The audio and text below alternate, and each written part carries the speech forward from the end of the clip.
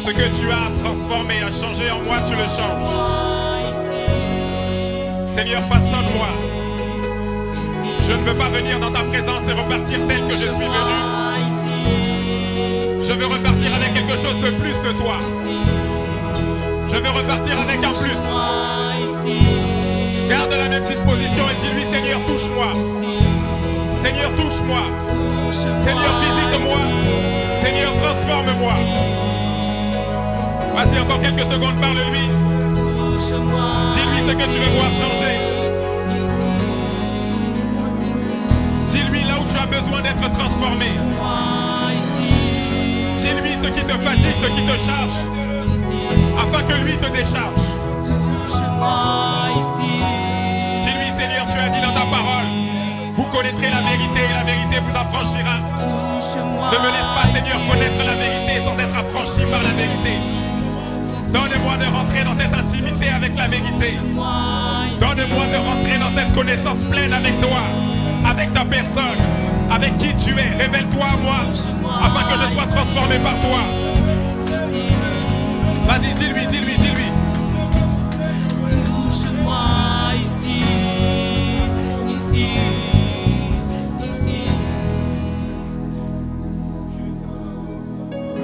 Encore une minute, dis-lui, Seigneur, touche-moi. Dis-lui, Seigneur, j'ai besoin de toi. J'ai besoin de toi, Seigneur. J'ai besoin Vas-y, de toi, vas-y, tu peux y aller, vas-y. J'ai besoin Dis, Seigneur, je ne suis rien sans toi. Tu es tout ce Si tu ne me visites pas, Seigneur, je ne pourrai pas. Si tu n'interviens pas dans ce problème, dans ce souci, je n'y arriverai pas. Seigneur, sans toi, je ne peux pas. Seigneur, j'ai besoin de toi. Donne-nous amour, Jésus. Seigneur, je suis venu dans ce lieu pour toi. Un seul mot qui changera ma vie. Je ne suis pas venu pour un homme. Je suis venu pour toi. Je suis venu te rencontrer. Je suis venu recevoir ta visitation. Je ne suis pas venu m'asseoir sur un banc d'église. Je suis venu expérimenter le Dieu vivant et vrai. Je ne suis pas venu écouter la parole d'un pasteur. Je suis venu écouter la parole de vie.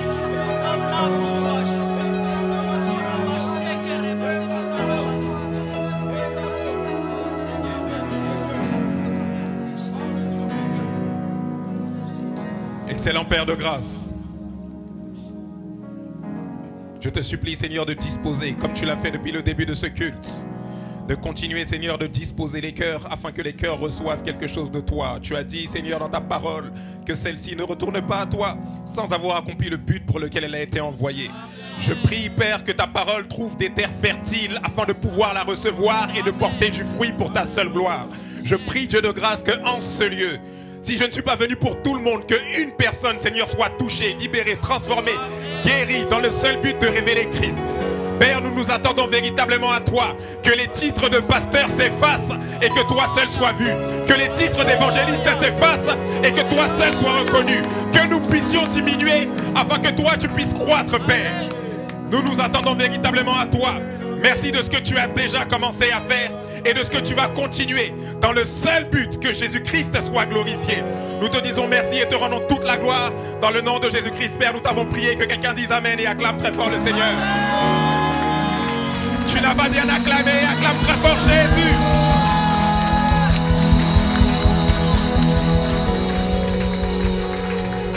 Alléluia.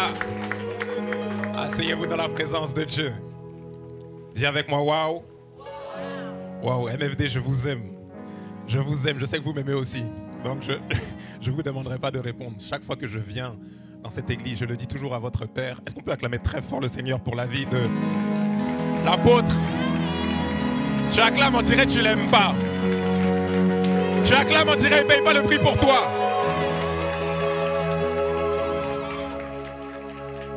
Chaque fois que je viens ici, je sens une atmosphère particulière. Je sens vraiment une soif, un peuple assoiffé, un peuple qui veut vraiment recevoir quelque chose de Dieu.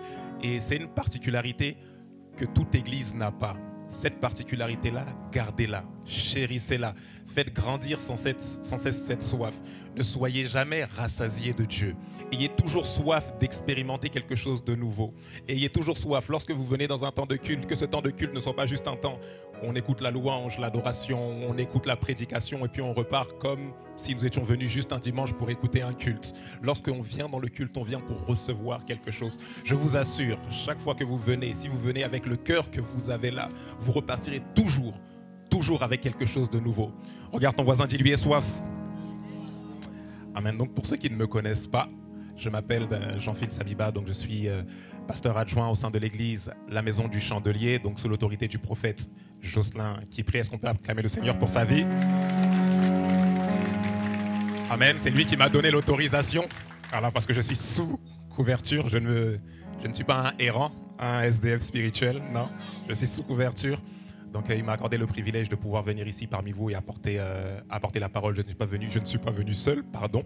Je suis venu avec ma perle, mon épouse, ma vie, mon tout.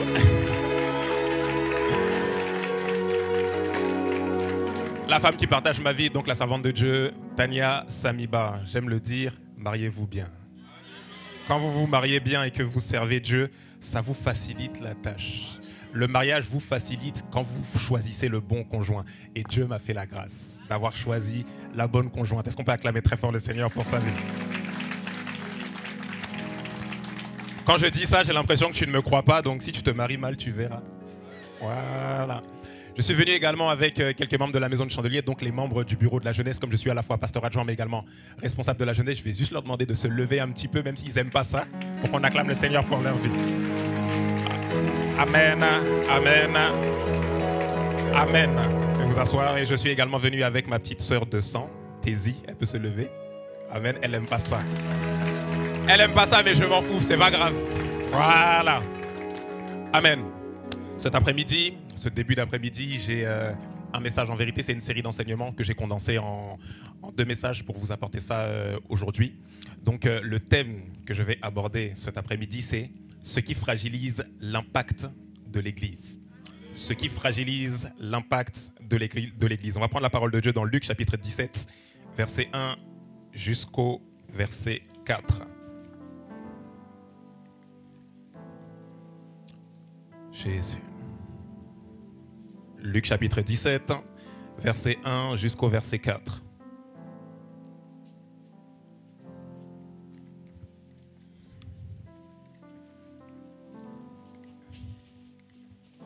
Pour ceux qui ne savent pas, Luc, c'est dans le Nouveau Testament. C'est juste avant Jean et juste après Marc. Amen. Je lis la parole du Seigneur. Luc chapitre 17, verset 1 jusqu'au verset 4. Jésus dit à ses disciples, « Il est impossible qu'il n'arrive pas des scandales, mais malheur à celui par qui ils arrivent. Il vaudrait mieux pour lui qu'on mît à son cou une pierre de moulin et qu'on le jetât dans la mer, que s'il scandalisait un de ses petits. » Verset 3, « Prenez garde à vous-même, si ton frère a péché, reprends-le, et si il se repent, pardonne-lui. Et s'il a péché contre toi 7 fois dans un jour, et que 7 fois il revient à toi disant, je me repens, tu lui pardonneras. » Regarde ton voisin, dis-lui, tu lui pardonneras. Dis-lui 7 fois dans la journée, tu lui pardonneras. Waouh. Amen. C'est l'évangéliste Luc qui parle. Luc, le médecin bien-aimé, comme l'apôtre Paul l'appelle, donc qui était un compagnon d'œuvre de l'apôtre Paul. Et lorsque Luc parle dans son évangile, vous savez comme moi que les 4 évangiles parlent avec une emphase bien particulière de la personne de Christ. Vous allez prendre Matthieu, Matthieu présente Christ comme étant le roi des Juifs. Vous allez prendre Marc, il le présente comme étant le serviteur de Dieu. Et vous prenez Luc, il le présente comme étant celui qui est le fils de l'homme. Voilà pourquoi dans la généalogie, lorsqu'il commence et il dit voici la généalogie de Jésus, il donne une généalogie très complète, partant de la mère de Jésus, ou du moins celle qui a porté le Fils de Dieu, remontant jusqu'à Adam, pour montrer que Jésus est à la fois Dieu, mais il a bien été un être humain. Il a bien été un homme, il a véritablement existé. Regarde ton voisin, dis-lui, Jésus existe. Jésus est réel. Il met cette emphase sur la nature humaine de Jésus. montrer que Jésus a bien été un homme. Et en même temps qu'il met cette emphase sur la nature humaine de Jésus, il met également l'emphase sur le cœur de Jésus. Il met l'emphase sur le fait que Jésus avait un cœur de compassion pour les païens, pour les perdus, tout simplement pour les êtres humains. Jésus avait un cœur de compassion pour les personnes que la société rejette, pour les personnes que la société de son temps marginalisait, que ce soit les publicains ou les collecteurs d'impôts, ou que ce soit les femmes. Vous saviez que les femmes, au temps juif, à l'époque, au temps biblique, les femmes étaient souvent mises de côté. Toutes ces choses-là, les enfants, étaient souvent mis de côté. Voilà pourquoi il dit « Laissez venir à moi les enfants, parce que le royaume de Dieu est semblable à ceux qui leur ressemblent. » Voilà pourquoi Jésus laisse la femme qui avait le sang qui coulait, la femme à la perte de sang, il la laisse venir toucher le pan de sa robe pour montrer que, en fait, j'accueille tout le monde. Est-ce que vous vous sentez rejeté? Est-ce que les gens de ce monde vous ont rejeté? Est-ce que votre famille, vos proches, est-ce que vos amis vous ont rejeté parce que vous n'avez pas le bon caractère, pas la bonne personnalité, pas la bonne attitude? Est-ce que vos professeurs vous ont rejeté? Jésus est venu justement pour vous. Jésus est venu justement pour ça. Il présente ce Jésus-là, l'évangéliste Luc présente ce Jésus qui a un cœur de compassion, qui ne regarde pas les hommes comme les hommes se regardent, mais qui regarde les hommes avec ce cœur d'amour, ce cœur qui ne juge pas en fonction de ce que les gens font, ce cœur qui va jusqu'au plus profond, au plus profond du cœur des hommes, pour voir qu'en réalité, si les hommes vivent ça, ce n'est pas parce qu'ils ont envie de le vivre, mais c'est qu'au-dedans d'eux, il y a des réalités que les autres ne voient pas. Du coup, les autres jugent. Mais moi, je ne juge pas comme les hommes jugent. Pourquoi? Parce que je vois ce qu'il y a dans les cœurs. Cet après-midi, j'ai envie de te dire, Jésus voit ce qu'il y a dans ton cœur. Les hommes ne voient pas, c'est pourquoi ils jugent. J'ai envie de te dire, n'en veux pas aux hommes. Ils ne voient pas, c'est la raison pour laquelle ils jugent. C'est la raison pour laquelle ils condamnent. Mais Jésus, lui, il t'accepte. Jésus, lui, il te regarde avec un autre œil. Il te regarde avec le regard d'amour de Dieu. Voilà pourquoi il a dit, car Dieu a tant aimé le monde qu'il a donné son Fils, afin que quiconque croit, Dieu a tant aimé. Lorsque Dieu te regarde, il te regarde avec un regard de compassion, avec un regard d'amour, un regard qui ne condamne pas. Rappelez-vous une chose, la grâce de Dieu, c'est Dieu qui nous traite comme nous ne le méritons pas. Dieu qui nous traite comme nous ne le méritons pas. Dieu ne regardera pas à tes actions. Pourquoi? Parce qu'il sait que tu ne mérites pas. La présence de Dieu n'est pas quelque chose que nous méritons, mais c'est quelque chose que Dieu nous offre. Quelque chose que Dieu nous donne gratuitement. Regarde ton voisin, dis-lui, c'est gratuit. Donc l'évangéliste Luc le médecin bien-aimé, parle avec cette emphase, parle avec cet angle de vue. Et il dit en fait, Jésus est venu avec ce cœur de compassion pour les païens. Et dans le passage que nous venons de lire, il nous donne une parole qui nous est commune. Il dit, il est impossible qu'il n'y ait pas d'occasion de scandale. Il est impossible qu'il n'y ait pas d'occasion de scandale. Je le répète, il est impossible qu'il n'y ait pas d'occasion. De prime abord, lorsque vous écoutez ça, vous vous dites peut-être que Jésus parle avec un langage un peu fataliste, parle avec un langage un peu défaitiste, parce qu'il se dit, il nous dit, il est impossible qu'il n'y ait pas de scandale, qu'il n'y ait pas d'occasion de scandale, je répète, ou qu'il n'y ait pas d'occasion de chute dans d'autres versions, ou dans d'autres versions encore comme parole de vie, qu'il n'y ait pas d'occasion de faire de mal. Il nous dit, il est impossible. Cela arrivera toujours, il y aura toujours des occasions. Donc on se dit, mais il parle peut-être avec un langage un peu défaitiste, mais non. Il n'est pas en train de parler avec un langage défaitiste, il nous rappelle tout simplement que nous sommes dans le monde. Et aussi longtemps que nous sommes dans le monde, tant le système du monde, quand on parle du monde, on ne parle pas de la terre, mais on parle du système du diable. Tant le système du diable, tant le diable lui-même, tant la chair vont toujours tenter d'exercer une pression sur notre âme dans le but de nous pousser à être des scandales. Tant le diable, tant le monde, tant la chair vont toujours exercer une emprise, tenter d'exercer une emprise sur notre âme dans le but de nous pousser à faire le mal. Mais ici, il ne parle pas avec un langage défaitiste. Pourquoi? Parce qu'il dit dans sa parole, il est impossible qu'il n'y ait pas d'occasion. Il ne parle pas d'obligation. Il dit, il n'y ait pas d'occasion de faire le mal. Ça veut dire quoi? Tout simplement que la tentation n'est pas une fatalité. La tentation n'est pas une obligation, c'est juste une proposition. En d'autres termes, tu as la capacité de résister. Lorsque la tentation se présente à toi, tu as le choix. Lorsque la tentation se présente à toi, c'est toi qui dois décider. La tentation te propose tout simplement. Voilà pourquoi il poursuit en disant, il vaudrait mieux pour cette personne-là qu'elle soit jetée au fond de la mer plutôt qu'elle pousse un de ses petits à faire le mal. Pas qu'elle oblige, pas qu'elle fasse le mal à la place de ses petits, mais qu'elle pousse. Ça veut dire que lorsque l'occasion de scandale, l'occasion de chute, la tentation, appelle ça comme tu veux, se présente à toi, ce n'est qu'une occasion. En d'autres termes, si je dois parler un langage terre à terre, tu n'es pas obligé de tomber. Lorsque tu vois cette fille qui est habillée avec le legging dernier cri, collet serré, tout de similé, cuir vêtu, et que tu la vois passer devant toi, tu n'es pas obligé de tomber dans l'impudicité. Lorsque ce garçon t'envoie des textos bizarres, des sextos à des heures pas possibles, à des heures que j'appelle l'heure du crime, tu n'es pas obligé de répondre. Tu n'es pas obligé de répondre, tu n'es pas obligé de céder. En vérité, lorsque les situations, les tentations se présentent à toi, tu n'es pas obligé de céder, mais tu as la capacité. Tu as la capacité de résister. Pourquoi? Parce que Dieu habite en toi. Et il pousse en disant, il vaudrait mieux.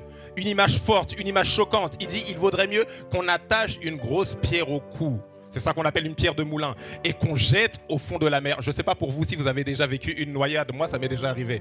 La preuve que ça m'a marqué jusqu'aujourd'hui, c'est en primaire que j'ai vécu ça. Et jusqu'aujourd'hui, ça m'a marqué. J'étais en train d'essayer de nager.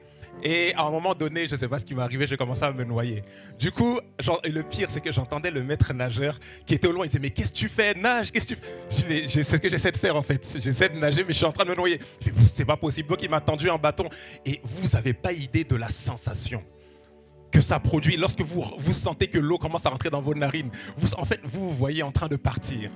Vous vous voyez en train de mourir. Jésus dit ici, pour vous... Pour toi, c'est mieux cette sensation-là. Plutôt que tu vives ce qui va t'arriver si tu pousses un seul de ces petits, lorsqu'il parle des petits, il parle des croyants, un seul de ces petits à faire le mal, ou si tu pousses, ou si tu les scandalises, ou si tu as une occasion de scandale. Waouh! Dis à ton voisin, la noyade est mieux. Non, je rigole, on va pas dire ça. Ok, qu'est-ce qu'il faut comprendre? Qu'est-ce qui fragilise l'Église? Qu'est-ce qui fragilise l'Église? Vous l'avez compris, bien évidemment, c'est les scandales ou les occasions de scandale. C'est ça qui fragilise l'Église. Et c'est pour ça que Jésus parle avec un langage assez heurtant, assez choquant, en disant qu'il est mieux d'être noyé au fond de la mer avec une grosse pierre qu'on nous attache au cou. Ça veut dire aucune possibilité de s'en sortir. Mieux vaut pour nous être comme enfoncés au fond de la mer plutôt que d'être une occasion de scandale. Pourquoi? Parce que les scandales fragilisent l'impact de Christ dans les vies. J'ai noté ici deux types que nous allons voir cet après-midi, deux types de scandales. Il peut y en avoir plusieurs, mais généralement, tous les scandales gravitent autour de ces deux types. Le premier type, c'est être un scandale par ses actions. Être un scandale par ses actions. On va prendre Actes chapitre 1, verset 8. Actes chapitre 1, verset 8.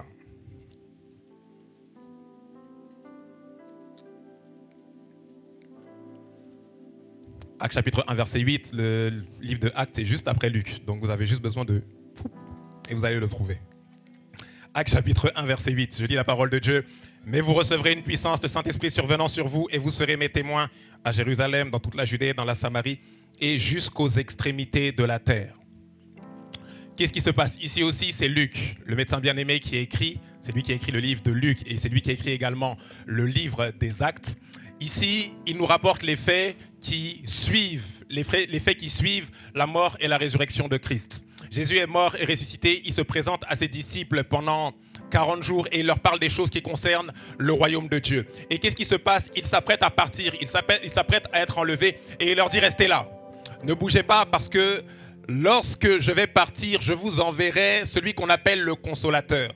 Et lorsque le consolateur viendra, qu'est-ce qu'il fera? Il fera de vous des témoins. J'ai envie de te dire en cet après-midi, le but pour lequel le Saint-Esprit est venu, ce n'est pas d'abord pour te donner l'onction pour chasser les démons. Le but pour lequel le Saint-Esprit est venu, ce n'est pas d'abord de te donner l'onction pour guérir les malades.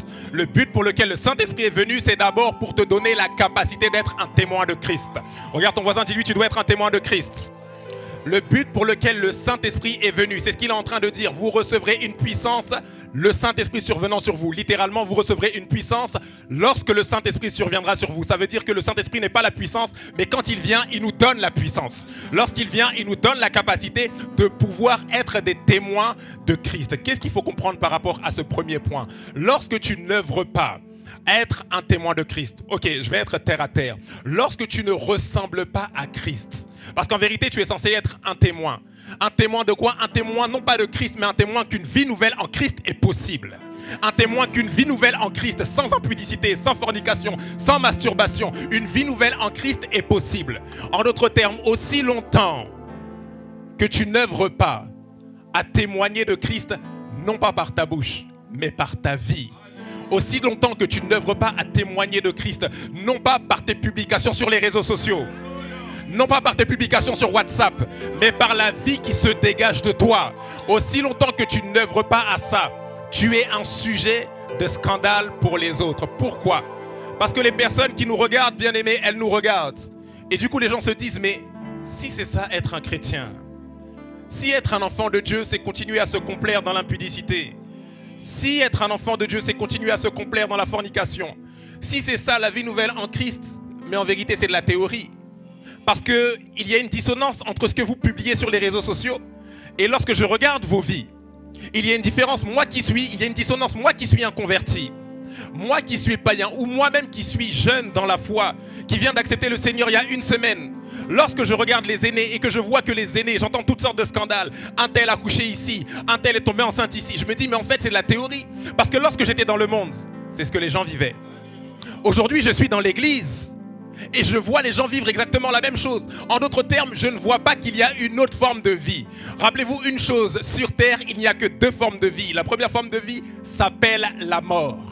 La mort n'est pas le fait de ne plus exister, la mort est une forme de vie. Et cette forme de vie détruit tout sur son passage, apporte les maladies, apporte le manque, apporte la galère, apporte les famines, apporte toutes ces choses, la destruction, les divorces, toutes ces choses. En fait, c'est une forme de vie qui détruit. Ça fait que quand bien même j'existe, je suis mort. Quand bien même j'existe, on me voit, je suis chair, je marche, mais au-dedans de moi, tout est mort. Travail, mort. Relation, mort. Fiançailles, mort. C'est une forme de vie. Donc lorsque je viens à l'église et qu'on me dit Jésus est Seigneur, Jésus délivre du péché, Jésus délivre de l'impudicité, Jésus délivre de la fornication, Jésus délivre de la masturbation, Jésus délivre de la pornographie, il délivre de toutes ces choses, et que je regarde ceux qui sont plus expérimentés, ceux qui sont censés être plus expérimentés que moi, et que je vois que ce qui est dit ici n'a pas d'impact sur leur vie, je me dis mais en fait c'est de la théorie. En fait cette vie, est-ce qu'elle est véritablement possible? Et du coup, on se demande pourquoi les gens abandonnent. On se dit peut-être qu'ils n'étaient pas convertis. On se demande pourquoi les gens se détournent des églises locales. On se dit peut-être qu'ils n'avaient pas vraiment accepté le Seigneur, mais des fois, ou souvent, c'est parce que nous sommes des sujets de scandale pour eux. Souvent, ce n'est pas que les personnes n'ont plus envie de venir à l'église, mais approchez-les. Lorsque vous les approchez, vous allez voir que toujours, il y a une situation qui a fait que. On dira oui, mais il faut grandir en maturité. Mais si j'ai 3 jours de conversion, qu'est-ce que vous attendez comme maturité de moi? Si au bout de 3 jours de conversion, j'entends une histoire d'un aîné dans la foi qui a plus de 10 ans dans le Seigneur, qui est tombé dans l'impudicité, qui est tombé dans la masturbation, toutes ces choses-là. Bien évidemment, nous sommes sous la grâce et Dieu pardonne. Mais Dieu veut que nous soyons des témoins.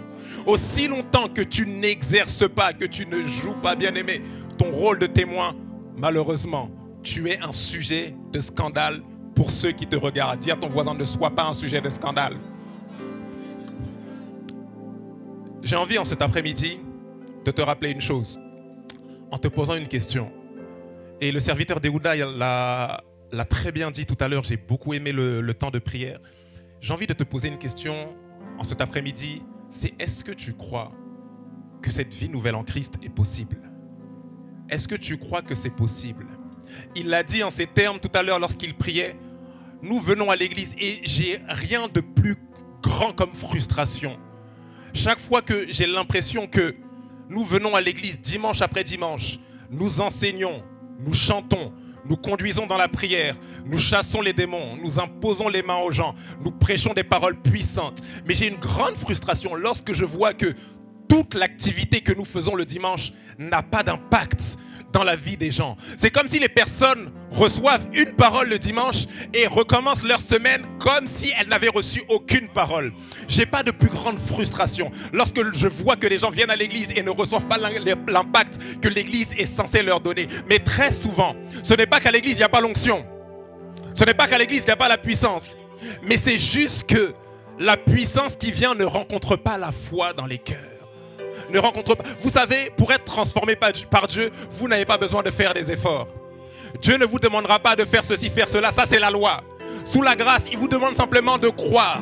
C'est pour ça, en cet après-midi, je te demande, est-ce que tu crois que cette vie est possible? Est-ce que tu crois que c'est possible de vivre sans tomber dans la masturbation? Est-ce que tu crois que c'est possible de vivre sans tomber dans l'impudicité? Est-ce que tu crois que c'est possible de vivre sans tomber dans le manque de pardon et toutes ces choses? Est-ce que tu crois que c'est possible de vivre sans la dépression? Est-ce que tu crois que c'est possible de vivre sans cette tristesse excessive qui te pousse à broyer du noir, qui te pousse à t'enfermer chez toi? Tu fermes les volets, tu veux que personne te parle. Est-ce que tu crois que lorsque tu acceptes Christ, c'est possible de vivre quelque chose de nouveau? Laisse-moi te dire une chose, l'œuvre de la croix n'est pas un événement historique. Chaque fois qu'on prêche l'évangile de Christ, je vous en supplie de croire que dans ça, il y a une puissance. Voilà pourquoi je ne me lâche jamais. Chaque fois que je prêche, de donner ce passage de 2 Pierre chapitre 1 à partir du verset 1 à 3 qui dit « Comme sa divine puissance nous a donné tout ». La divine puissance de Dieu nous a donné tout ce qui contribue à la vie et à la piété. Sa divine puissance nous a donné toute la capacité, tout ce qui constitue la capacité de vivre comme Dieu veut que nous vivions. Dans la puissance de Dieu, il y a ça. Et cette puissance-là n'est rien d'autre que la grâce de Dieu. En d'autres termes, si vous essayez de résister au péché mais que vous n'avez pas la grâce, vous ne pourrez pas le faire. Si Dieu enlève sa grâce, on ne peut pas triompher du péché. Si Dieu enlève sa grâce, on ne peut pas chasser les démons. Si Dieu enlève sa grâce, on ne peut pas manifester toutes sortes de choses. La seule capacité que nous avons réside dans le fait que nous puisons dans la grâce de Dieu. Est-ce que tu es conscient que tu as reçu la grâce de Dieu et que cette grâce-là, c'est pas juste un homme qui est venu sur une croix pour s'exhiber, pour mourir, pour t'envoyer au ciel? Est-ce que tu crois que dans cette grâce-là, il y a une puissance pour te transformer? Parce que la grâce de Dieu renferme une puissance de libération, une puissance de transformation, une puissance de restauration, parce qu'il a dit que l'évangile ne consiste pas en paroles, mais en puissance. Lorsqu'on vous prêche la croix de Christ, c'est une puissance qu'on vous prêche. Et lorsque cette puissance rencontre la foi dans vos cœurs, la foi, la confiance en Dieu, parce qu'il faut que celui qui s'approche de Dieu croit que Dieu existe et qu'il est le rémunérateur de ceux qui le cherchent. En d'autres termes, lorsque tu t'approches de la parole du dimanche et qu'on te dit c'est possible en fait, en vérité tu n'es pas obligé de subir ça. En vérité tu n'es pas obligé de vivre ça. Lorsqu'on t'apporte la parole et qu'on te dit ça, tu dois t'approcher de cette parole-là en disant Seigneur, je crois qu'au sortir de cette parole, quelque chose va se passer dans ma vie. Je crois qu'au sortir de cette parole, ce n'est pas juste un apôtre qui a parlé. Ce n'est pas juste un pasteur invité qui a parlé. Ce n'est pas juste un pasteur influent sur les réseaux sociaux qui a parlé. Mais je crois que par sa bouche, il était juste un canal. Mais toi, tu es passé et tu vas apporter la transformation dans ma vie. Est-ce que tu crois que c'est possible? Oh, j'ai juste envie de t'encourager et te dire que c'est possible. J'ai juste envie de t'encourager et de dire que, en fait, ce que tu vis, quel que soit ce que tu vis, tu n'es pas obligé de vivre ça. Peut-être que jusqu'à aujourd'hui, tu culpabilisais. Peut-être que jusqu'à aujourd'hui, tu avais honte. Parce que le péché crée une forme de culpabilité. Et surtout là, on est en train de parler de scandale. On se dit, mais qu'est-ce que le pasteur Jean-Phil dit là? Normalement, c'est le pasteur de la grâce. Pourquoi il nous parle de scandale aujourd'hui? Et du coup, on a envie de rougir. Bon, la plupart ici, on est foncé, donc ça va, on ne nous voit pas trop. Mais on a un peu honte, on est un peu gêné de toutes ces choses-là. Lorsqu'on commence à indexer, à parler du péché, Dieu te pardonne. Dieu t'aime, Dieu te fait grâce. Rappelle-toi, Jésus est venu avec un cœur de compassion. Et jusqu'à aujourd'hui, il est monté, il intercède pour nous. Il a ce même cœur de compassion. Ne culpabilise jamais. Lorsque tu entends ce genre de paroles, je te supplie de ne pas culpabiliser. Parce que la culpabilité te pousse à te comporter comme un condamné. Ne culpabilise jamais parce que Christ t'a déjà justifié. Il a dit 7 fois le juste tombe et il se relève. Mais il est juste. Il se relève, mais il est juste. Il se relève, mais il est juste. Il se relève, mais je ne le vois pas comme un condamné. Je le vois comme une personne qui est justifiée. Donc il peut tomber, c'est pas grave. Mais même lorsqu'il est à terre, il est encore justifié. Même lorsqu'il est à terre, je le regarde comme étant mon enfant. Même lorsqu'il est à terre, je ne le condamne pas. Pourquoi? Parce que je l'ai déjà justifié. Donc lorsque je le vois, je ne l'accuse pas. Donc ne vous condamnez pas. Parce que Dieu lui-même ne vous condamne plus. Quelqu'un dit Amen. Quelqu'un dit Amen. Regarde ton voisin, dis-lui c'est possible.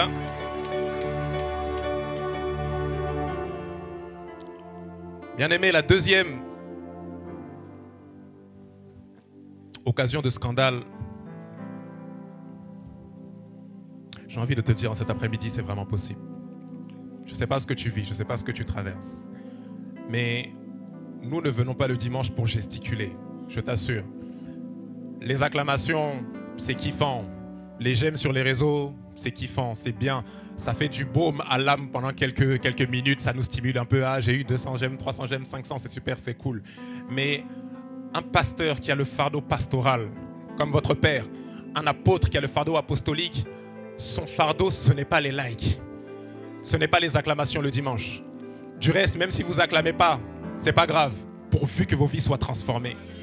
J'ai envie de vous dire, c'est possible. Je ne sais pas là où tu en es dans ta vie chrétienne. J'ai envie de te dire, 1, Dieu ne te condamne pas, et 2, c'est possible. Tu n'es pas obligé de tomber à répétition. Non, c'est faux. Parce que tu as reçu la puissance, et cette puissance-là, c'est la grâce, personnifiant la personne de Christ qui a envoyé son esprit pour venir habiter en toi. Et lorsque son esprit vient en toi, il vient avec toutes les habiletés de Dieu pour te donner la capacité de ressembler à Dieu. Rappelez-vous une chose, notre but sur la terre, c'est quoi? C'est d'être à l'image de Dieu. Il le dit en ces termes, Genèse chapitre 1, verset 28, faisons l'homme à notre image, selon notre ressemblance. Le but de l'homme, c'est d'être à l'image de Dieu et de ressembler à Dieu. Ok, être à l'image de Dieu, c'est quoi? C'est le fait que Dieu imprime en nous son image. Ressembler à Dieu, c'est quoi? C'est fonctionner comme Dieu, dans mon attitude, mon caractère, mon comportement, dans tout ce que je fais. Et cette vie-là, elle est possible. Oui, le péché est venu avilir l'image de Dieu en l'homme, mais Christ est venu nous restaurer dans le plan initial. En d'autres termes, aujourd'hui, vous avez encore la possibilité, la capacité, parce que le Saint-Esprit est venu imprimer l'image, ok, la capacité de Dieu en vous, dans le but de vous donner la capacité de vivre comme Dieu veut que nous vivons. J'aime le dire, Dieu n'a aucun intérêt à vous demander de faire des choses que vous ne pouvez pas faire. Dieu n'a aucun intérêt à vous demander de résister à la tentation si en vous, il n'a pas mis la capacité pour résister à la tentation. Il n'a aucun intérêt. Dieu n'est pas un père méchant qui nous regarde de loin en disant « Je vous ai sauvé, mais je vais voir. Je vais voir si vous allez conserver votre salut. » C'est faux. Lorsqu'il vous donne le salut, il vous donne la délivrance. Lorsqu'il vous donne le salut, il vous donne la restauration. Lorsqu'il vous donne le salut, il vous donne la capacité de vivre une véritable transformation à l'image de Christ. Mais est-ce que tu crois? Est-ce que tu crois que c'est possible? Et oui, je te le dis, c'est possible. La deuxième occasion de scandale, c'est alimenter le scandale par sa bouche. Alimenter le scandale par sa bouche. On va prendre Marc chapitre 3, versets 24 à 25.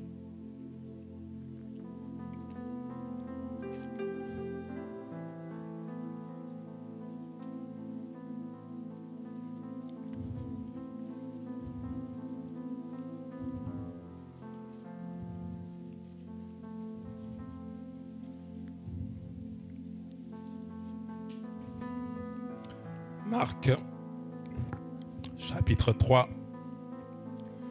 versets 24 à 25.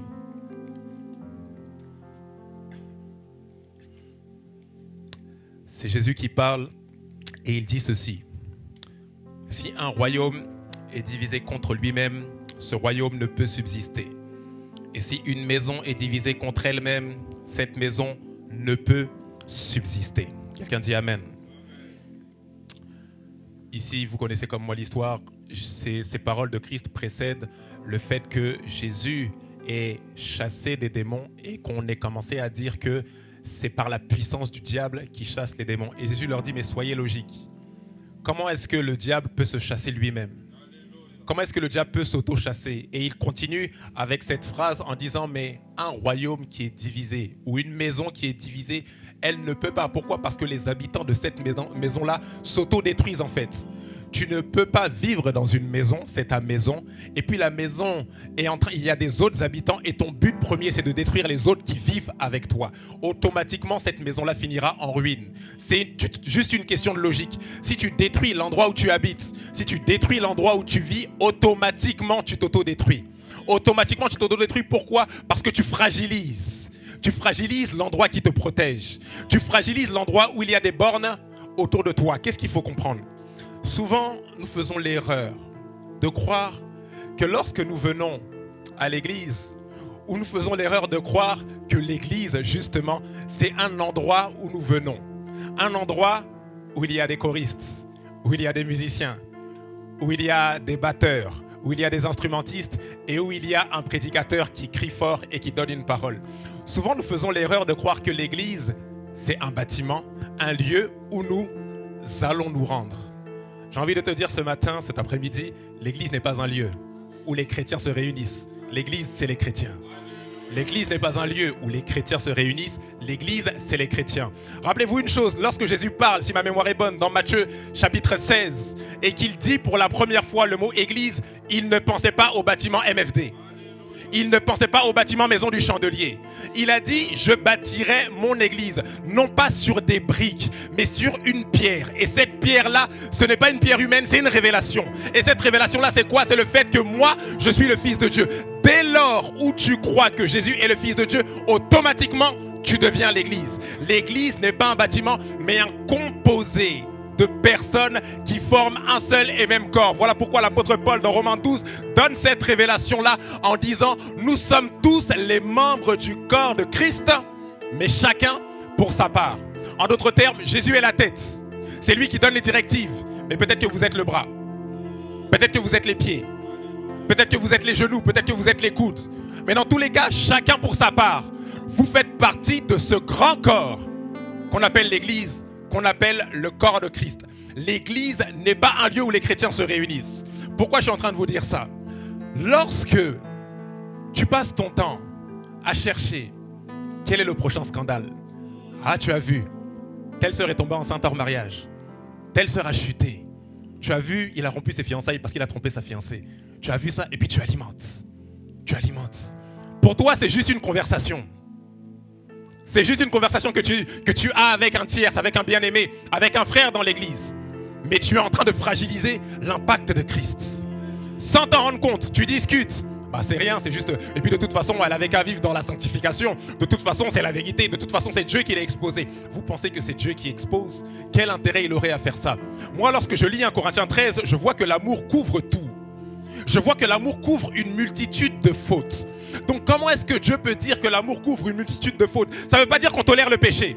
Ça ne veut pas dire qu'on cache les péchés. Mais ça veut dire qu'on protège. Ça veut dire qu'on ne divulgue pas. On ne joue pas les colporteurs. On n'est pas en train de dire oui, ici elle est tombée. Où est-ce qu'elle est tombée? Qui est encore tombé? Ah, tu as vu ça? Bon, attends, je vais voir. Regarde les commentaires. Tu as vu les commentaires? Il y a combien de commentaires négatifs? Positifs. Positifs. Tu as vu ce qu'elle a dit? Lorsque tu fais ça, tu alimentes. Et du coup, l'église est fragilisée. Pourquoi? Parce que nous sommes un corps. Je me suis blessé tellement de fois au genou, mais tellement de fois, mais j'ai jamais vu ma main aller prendre un couteau et enfoncer encore l'entaille que je me suis fait sur le genou. Pourquoi? Parce que c'est le même corps. Je n'ai jamais vu mon pied ou mon genou tenter de venir donner des coups sur ma tête. Pourquoi? Parce que c'est le même corps. Si mon genou commence à faire ça, il y aura un dysfonctionnement dans le corps. Si ma main commence à faire ça, à aller venir gifler ma joue, il va y avoir un dysfonctionnement. Parce que le corps est censé fonctionner pour les bénéfices du corps. En d'autres termes, lorsque tu bouges, lorsque tu fais quelque chose pour l'église, ça doit être un bénéfice pour l'église et non pas une occasion de destruction pour l'église. Lorsque tu fais quelque chose dans l'église, ça doit contribuer à l'impact de l'église, mais c'est dommage. Nous, enfants, en tant qu'enfants de Dieu, nous sommes les premiers à chercher. Quel est le prochain pasteur qui est tombé? Quelle est la prochaine chantre qui va tomber? Vous voyez, les églises, voilà, c'est toujours pareil. Mais j'ai envie de vous demander, est-ce que vous priez? Est-ce que vous intercédez? J'aime cette parole, on le verra cet après-midi pour ceux qui seront là. L'apôtre Paul, lorsqu'il parle dans Éphésiens chapitre 6 et qu'il donne toutes les armes du combat spirituel, les 6 armes spirituelles, il termine en disant « Priez pour tous les saints et priez aussi pour moi ». Priez aussi pour moi parce que j'en ai besoin. J'annonce la parole et je suis davantage exposé. J'en ai besoin. J'ai envie de vous demander, est-ce que vous priez? Oui, tel serviteur, telle servante est tombé. Est-ce que vous priez? Tel frère, telle sœur est tombée. Ils auront rompu leur mariage, leur fiançailles. Il a trompé sa femme, il a fait ceci, il a fait cela. Est-ce que vous priez? Vous n'avez pas idée. Je vous le parle en connaissance de cause, je vous le dis en connaissance de cause, je suis pasteur. Je reçois énormément de personnes, énormément d'entretiens. Vous n'avez pas idée de la culpabilité qu'on peut ressentir après une chute. Et il n'y a rien de plus grave lorsque les personnes qui sont censées nous communiquer de l'amour nous enfoncent davantage. Lorsque les personnes qui sont censées nous communiquer de l'amour sont comme si elles étaient indifférentes, comme si ça ne les touchait pas, ou comme si elles se réjouissaient. Oui, l'église est fragilisée à cause de ça. L'église est fragilisée. Il n'y a pas d'impact. Pourquoi? Parce que je vous l'ai dit, l'église fonctionne. Ok, l'église a été bâtie sur la grâce. Et la grâce, c'est Dieu qui nous traite comme nous ne le méritons pas en fait. Mais le problème, c'est que l'Église a adopté la mentalité du monde. Ça veut dire qu'on traite les gens au mérite.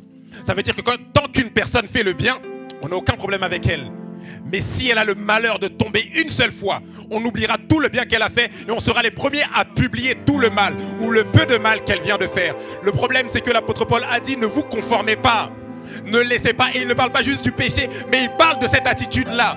Ne laissez pas le monde vous donner votre forme. Ne laissez pas le monde vous donner cette forme-là de vivre avec une forme de haine envers les autres, avec une forme de rabaissement des autres, avec une forme de diviser pour mieux régner. Ne laissez pas le monde faire.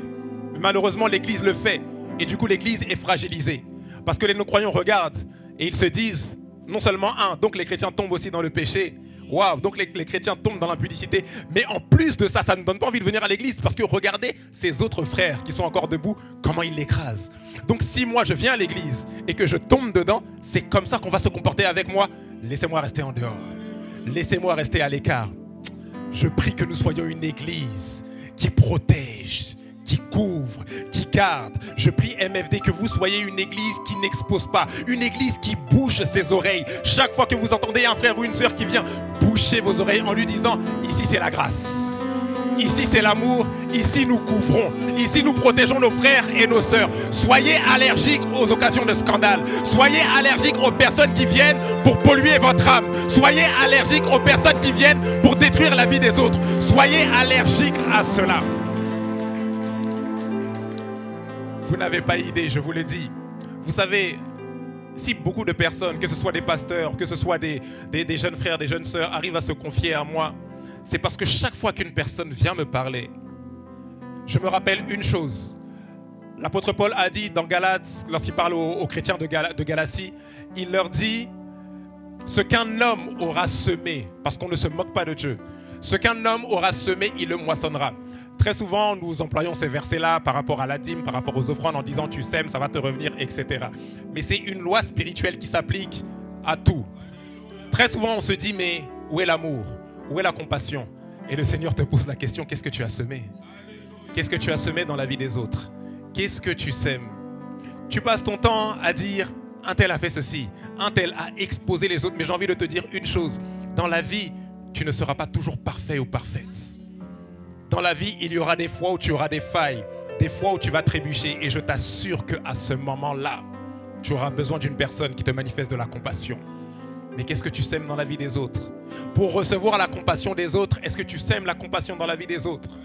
Est-ce que tu es un colporteur ou est-ce que tu es une personne qui garde? Oui, les personnes se confient à moi parce que je m'identifie à eux. Et chaque fois qu'une personne me dit qu'elle est tombée, qu'elle a chuté, qu'elle a trébuché, ça me fait mal en fait. Pourquoi? Parce que c'est mon corps qui a pris un coup. Je ne vois pas juste un chrétien qui vient se confier à un pasteur, mais je vois l'impact de Christ fragilisé. Du coup, je dois couvrir. Du coup, lorsqu'on me dit, je ne vais pas colporter, mais je porte en prière. Pourquoi? Parce que le scandale est déjà arrivé. Donc, on n'est pas obligé de davantage l'exposer. Est-ce que tu es prêt à être une église triomphante, puissante, une église qui ne fragilise pas l'impact de Christ? Pourquoi? Rappelez-vous une chose, chaque fois que Jésus a fait des miracles, toujours, la plupart du temps, vous verrez à chaque fois, c'était précédé de la compassion. Jésus fut ému de compassion, il imposa les mains aux aveugles. Jésus fut ému de compassion, il équipe ses disciples pour qu'ils aillent faire le ministère. Jésus fut ému de compassion, le miracle de la multiplication se déclenche. Chaque fois que Christ voulait agir, la compassion le précédait. J'ai envie de te dire en cet après-midi, peut-être que tu ne manifestes pas la puissance de Dieu, mais quel est l'état de ton cœur? Peut-être que tu ne vois pas les démons être chassés lorsque tu parles, mais quel est l'état de ton cœur? Une même source ne peut pas faire jaillir deux eaux différentes, c'est pas possible. Tu ne peux pas à la fois dire au nom de Jésus, sors pour que les gens soient guéris, et en même temps détruire la vie des personnes que tu veux voir être guéries. C'est pas possible. Tu ne peux pas dire, viens, je vais t'imposer les mains, et le lendemain aller colporter tout ce que la personne t'a dit dans le secret. C'est pas possible. Tu es en train de fragiliser l'impact de Christ dans la vie des gens. J'ai envie de te poser la question, est-ce que tu veux véritablement le réveil?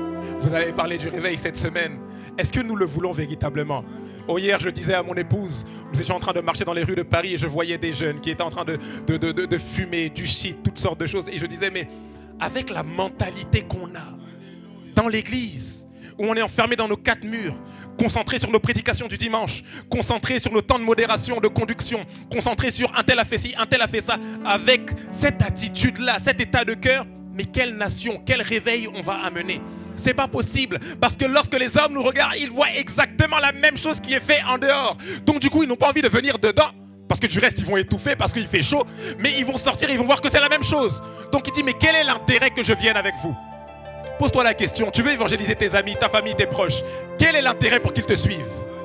Lorsqu'ils te regardent, lorsque tu te regardes dans le miroir, est-ce qu'il y a un intérêt pour que les personnes te suivent à l'église?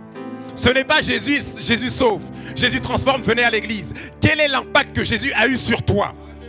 Et lorsque je parle d'impact, je ne parle même pas de péché, mais juste à l'amour. Parce que le premier des impacts, c'est l'amour.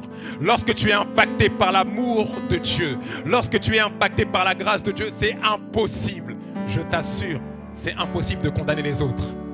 Aujourd'hui, si je n'arrive pas à dire du mal d'une personne, si je n'arrive pas à dire du mal de quelqu'un, à critiquer, injurier, salir, discréditer, si je n'arrive pas à le faire, c'est parce que j'ai conscience de là où il m'a tiré. J'ai conscience de la boue du péché dans laquelle j'étais, de comment j'étais sale, de comment j'avais honte, de comment je ne pouvais même pas me regarder dans le miroir et le Seigneur a posé son regard d'amour sur moi. Lorsque j'ai pris conscience de ça, c'est impossible que je condamne quelqu'un d'autre. Impossible. Pourquoi? Parce que la grâce m'a visité, parce que la grâce m'a touché. Cet après-midi, je te demande, est-ce que la grâce t'a touché? Et si cette grâce t'a touché, qu'est-ce que tu en fais pour les autres? Est-ce que tu traites les autres avec condamnation? Ou est-ce que tu les traites avec miséricorde? L'Église est fragilisée parce que nous ne nous voyons pas comme étant une force de frappe. Nous ne nous voyons pas comme étant des personnes qui doivent s'unir pour aller combattre le camp ennemi. Mais nous nous voyons comme étant des personnes qui sont là, qui se réunissent dimanche après dimanche.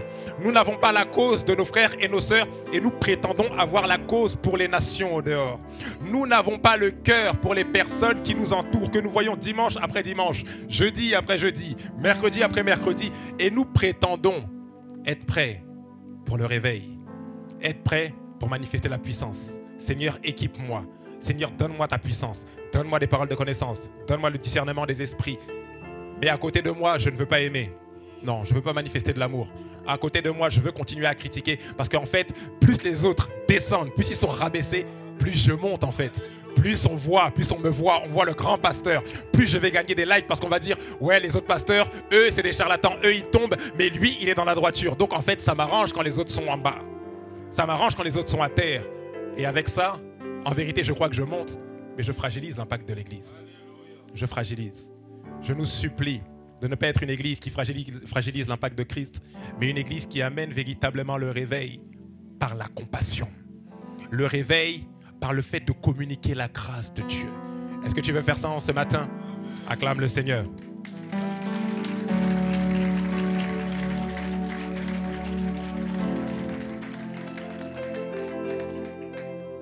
Avant que nous puissions terminer et prier, je vous donne juste ces conseils. En Christ,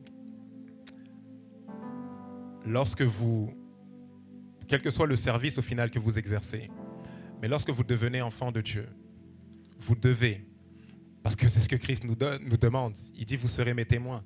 Lorsque vous devenez enfant de Dieu, vous devez avoir beaucoup de profondeur. Parce qu'il y a des choses que vous allez voir, que vous n'allez peut-être pas comprendre. Il y a des scandales que vous n'allez peut-être pas vivre vous-même, mais auxquels vous allez être confrontés. Il va falloir avoir de la profondeur pour garder, sans discréditer. Parce qu'en tant qu'humain, on aime colporter, c'est naturel, lié à notre nature pécheresse. On aime quand il y a des choses à raconter, comme si c'était BFM ou comme si c'était le RDM, tout ça là. On aime ça. Mais ce que Christ nous demande, c'est d'avoir de la profondeur. Et surtout les personnes qui sont appelées au ministère, si vous avez un appel, que ce soit au ministère d'apôtre, de pasteur, etc., je mets même le ministère de chantre dedans, ayez beaucoup de profondeur. Gardez, couvrez les fautes des autres. Ne justifiez pas les péchés. Ne tolérez pas le péché, mais soyez prêts toujours à couvrir, toujours à porter en prière, parce que le corps en a besoin. Le corps en a besoin pour impacter. Tout ce que nous faisons ici, c'est pour avoir un impact au dehors. Mais comme je vous l'ai dit, si l'Église n'a pas l'impact qu'elle doit avoir au dehors, c'est parce qu'à l'intérieur, il y a quelque chose qui la fragilise. Et cette chose-là, c'est les occasions de scandale. Que ce soit par nos actions ou que ce soit par nos paroles. Je prie que nous veillons sur nos langues. Je prie que nous fassions attention à ce que nous disons.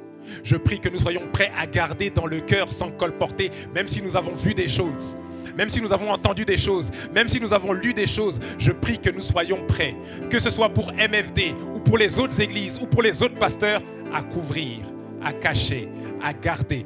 Pourquoi? Dans le seul but que l'impact de Christ soit répandu pour qu'un véritable réveil soit expérimenté. Tiens-toi debout et acclame très fort le Seigneur.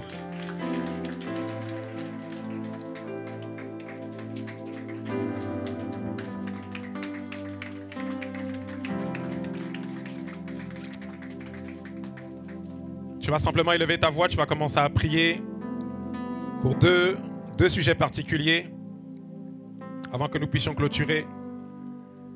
Le premier sujet, monté dans mon cœur.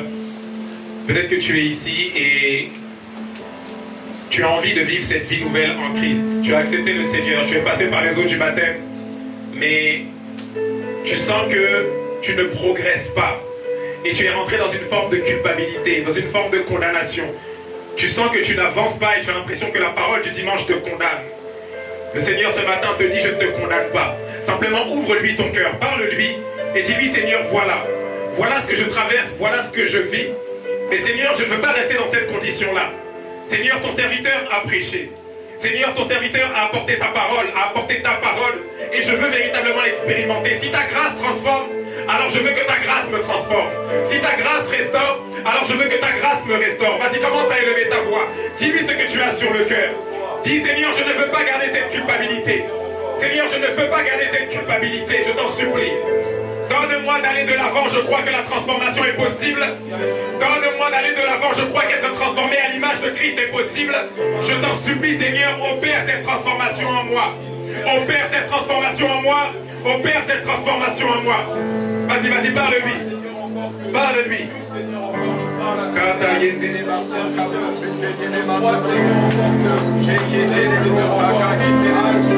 Oui, vas-y, parle-lui.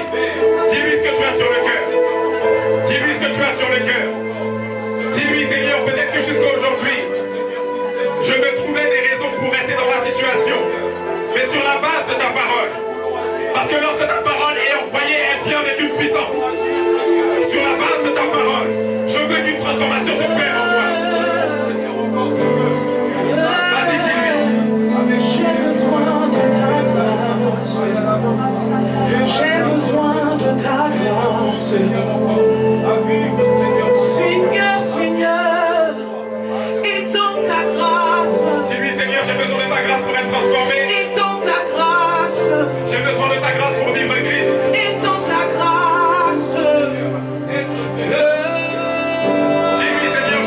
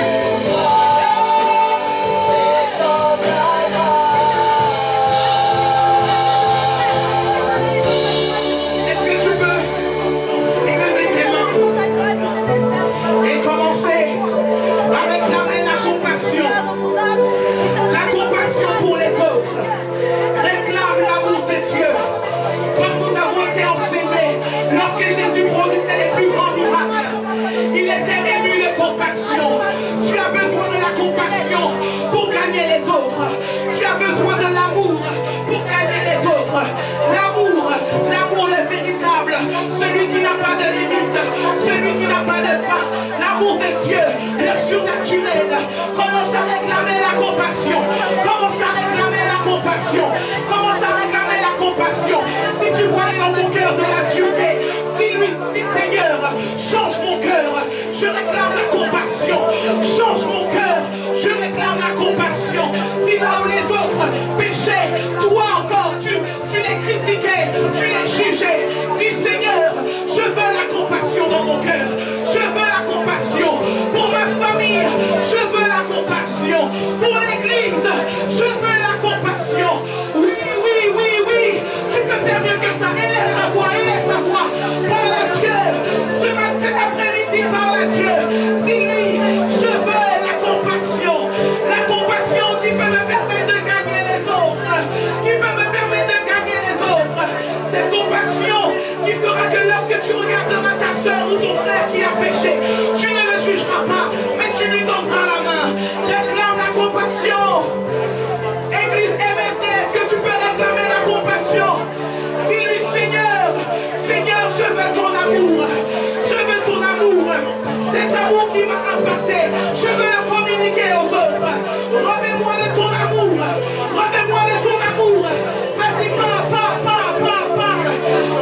Dans ces temps qui sont les derniers, nous avons besoin de l'amour.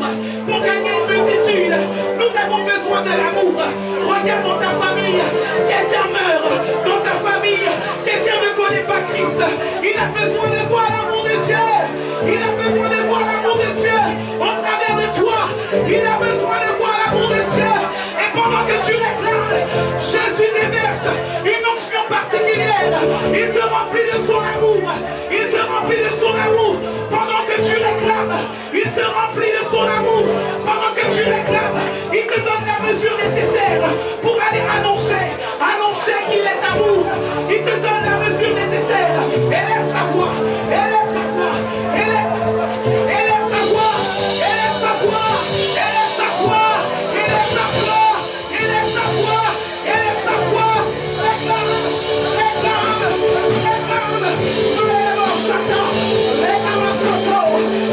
Merci.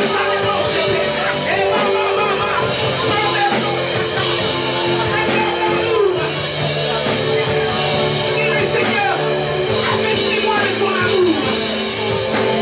Investis-moi de ton amour. Investis-moi de ton amour. Investis-moi de ton amour. Investis-moi de ton amour. Prie, prie, prie, prie. Si ton frère n'est pas sauvé aujourd'hui, c'est pas parce que Jésus n'est pas grand, c'est peut-être parce qu'il ne voit pas l'amour de Dieu en toi. Alors réclame cet amour. Réclame cet amour. Réclame cet amour. Réclame cet amour. Dis-lui, Seigneur, remplis-moi de ton amour. Remplis-moi de ton amour. Remplis-moi de ton amour. Remplis-moi de ton amour. Remplis-moi de ton amour.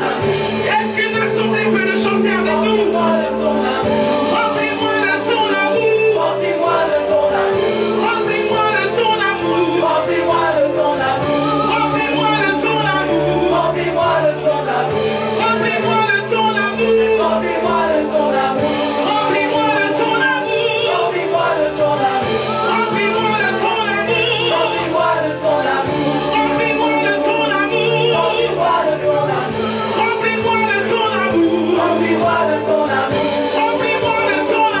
Remplis-moi de ton amour. Remplis-moi, remplis-moi. Remplis-moi de ton amour. Remplis-moi de ton amour. Remplis-moi de ton amour, Seigneur. Remplis-moi de ton amour, Seigneur. Je veux impacter, remplis-moi. Je veux impacter.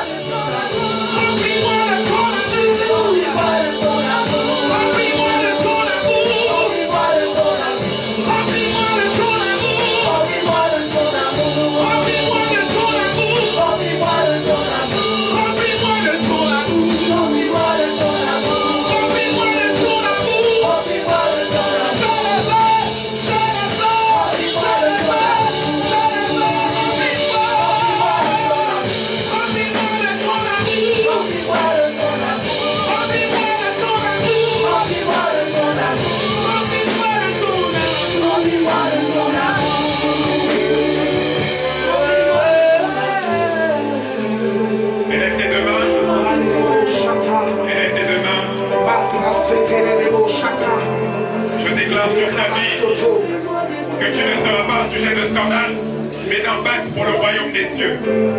Je déclare que tu seras un sujet d'impact pour le royaume des cieux. Je déclare que ta vie dégagera le parfum de Christ. Partout où tu iras, tu propageras l'influence du règne de Dieu. Tu seras un sujet de terreur pour le royaume des ténèbres. Je déclare que tu ne seras pas effrayé par le péché. Tu ne seras pas effrayé par les tentations, mais par la puissance du Saint-Esprit qui est en toi, tu domineras sur la chair, tu domineras sur le monde, tu domineras sur le diable au nom de Jésus. Il a dit dans sa parole, je vous ai donné l'autorité légale de marcher sur toute la puissance de l'ennemi. Je te vois marcher sur toute la puissance de l'ennemi au nom de Jésus. La grâce de Dieu t'accompagne, la grâce de Dieu te précède et elle fait de toi un témoin de Christ au nom de Jésus. Que quelqu'un dise Amen et acclame le Seigneur. Amen.